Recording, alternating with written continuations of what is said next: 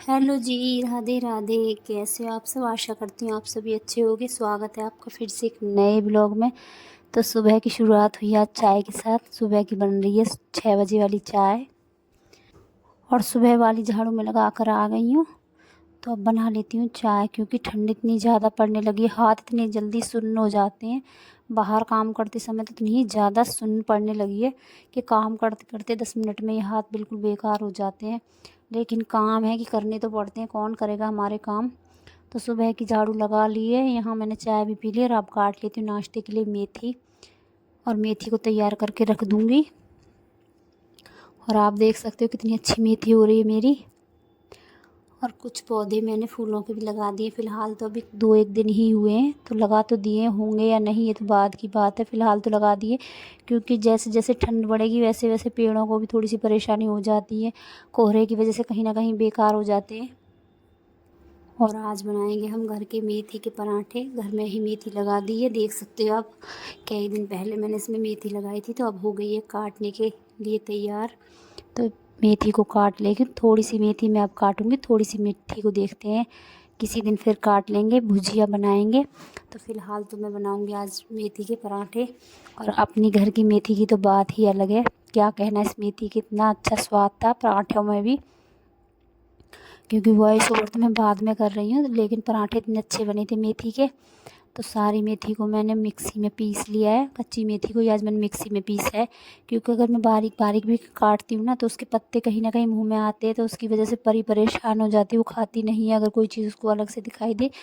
तो इसलिए मैंने मेथी को मिक्सी में पीस लिया। साथ में थोड़ा सा अदरक डाला था और 2-1 हरी मिर्च डाली थी, और हरी धनिया रखा हुआ था वो भी डाल दिया। और कुछ चटनी बनाई थी मैंने हरे धनिया की, वो भी अभी रखी हुई है, क्योंकि सर्दियों में कोई भी चीज़ ख़राब नहीं होती है। तो फ़िलहाल तो अभी वो चटनी रखी हुई है फ्रिज में। जब खाएंगे तो बाहर निकाल दूँगी, अगर नहीं खाएंगे तो वो रखी रहेगी। गर्मियों में कोई भी चीज़ जल्दी से ख़राब हो जाती है, लेकिन सर्दियों में कोई भी चीज़ जल्दी ख़राब नहीं होती है। तो फ़िलहाल तो अभी मेरी चटनी भी रखी हुई है। और एक तरफ रख दी है मैंने चाय बने। और यहाँ घर के सारे सुबह वाले काम ख़त्म होने के बाद मैं नाश्ते की तैयारी करके गई थी। और अब मैं नहा कर आ गई हूँ, तो अब बना लेती हूँ मैं नाश्ता फटाफट से। और सुबह सुबह तो घड़ी ऐसे भागती है, पता नहीं जैसे रेल छूट गई हो। सुबह घड़ी देखते जाओ, काम करते जाओ, पता ही नहीं लगता कब 9 बज गए, कब 10 बज गए, कब नाश्ते का समय निकल गया, कब लंच का समय आ गया। पूरा दिन ऐसे ही भागम भाग में निकल जाता है। और आजकल तो दिन भी इतने छोटे होने लगे हैं, 6 बजे अंधेरा हो जाता है लगभग। तो फ़िलहाल तो उठते के साथ ही देखो तो 8 बज जाते हैं, चाय नाश्ता करते करते। अभी तो सुबह की चाय पीने में ही 8 बज जाते हैं, नाश्ता बनाओ ये सब करने में 10 आराम से बज। और यहाँ बज चुके हैं सुबह के 10 बज रहे हैं। तो मेरा बन रहा है अभी नाश्ता।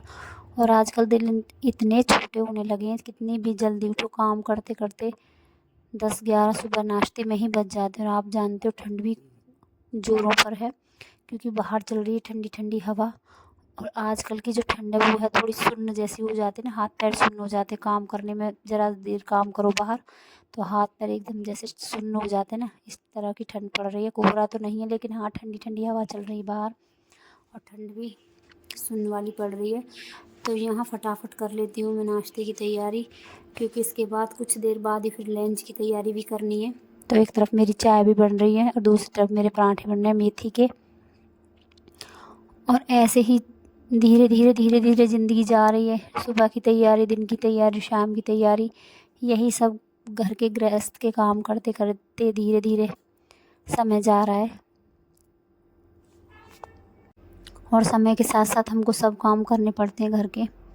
और आप देख सकते हो समय ऐसे भाग रहा है, रेत की तरह, जैसे रेत फिसल जाती है हाथ से, ऐसे समय जा रहा है। क्योंकि सुबह उठते हैं हम 5 बजे, और कब 5 बजने के बाद कब मैं घड़ी देखती हूँ 8 बज जाते हैं, 9 बज जाते हैं। काम करते करते पता ही नहीं चलते, और घड़ी की सुई ऐसे। तो चलो यही परिवर्तन है, परिवर्तन के साथ साथ बदलना पड़ता है खुद को भी हमें।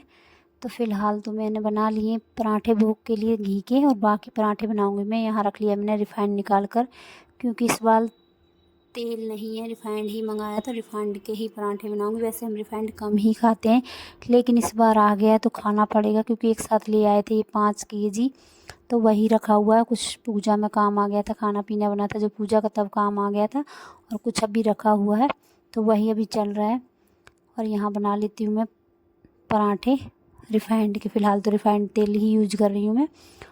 और घी के पराठे मैं भोग में बना कर रख दिए, देख सकते हो आप। एक तरफ मैंने घी के पराठे बना कर रख लिए और दूसरी तरफ बनाऊँगी मैं मेथी के पराठे।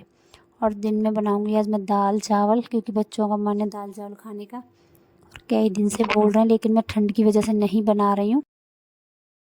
लेकिन कल थी एकादशी और आज है द्वादशी, तो द्वादशी को चावल खाना अच्छा रहता है, तो सोचा आज चावल ही बना देती हूँ। तो चावल बनाऊँगी मैं गर्मा गर्म, जब बच्चे आएंगे तब। दाल फुला कर रख दूँगी, एक सीटी में मेरी दाल बनकर तैयार हो जाएगी और एक तरफ बना दूँगी मैं चावल। तो वो खाना बनाऊँगी मैं जब बच्चों का आने का समय होगा स्कूल से तब। तो फ़िलहाल तो मेरे मेथी के गर्मा गर्म पराठे बनकर हो गए हैं तैयार। देख सकते हो क्या स्वादिष्ट पराठे बने हैं ठंड में खाने के लायक।